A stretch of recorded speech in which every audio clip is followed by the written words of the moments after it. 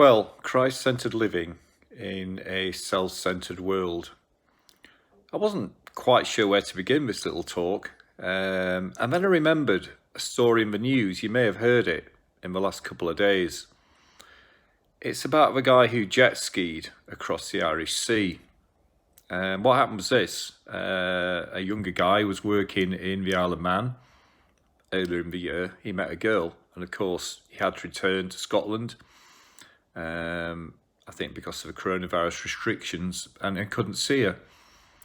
So what he decided to do was either hire or maybe buy a jet ski. He'd never jet skied before, but somehow he decided he'd be able to manage a quick trip across the waters. He thought it would take 40 minutes. It actually took him 4.5 hours. Goodness me.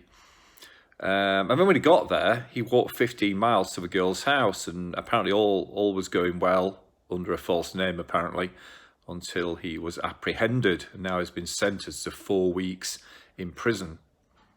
Well, I'll leave the ethics of his decision making to you, but it's an amazing testimony to what love can do for us. And as I think about Christ-centered living in a self-centered world, it really is all about love. It's about God's love for me, my appreciation of it, and my response to it in my love for other people. God in Christ has done so much for me, and so I'm called to respond to that love in the best way I can. And there's one other thing about Christ-centered living in a self-centered world, and it's this.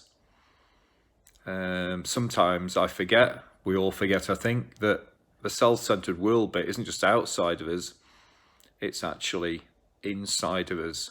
And so I know if I don't stay close to the Lord, if I don't seek his help and strength, his advice, if you like, each day, I'm going to really struggle to live this sort of life. And the fact that I'm aware that the self-centered world is within me as well as outside of me means that I'm aware that I'm actually no different from anybody else. I'm on exactly the same level. It's only God's love that makes the difference.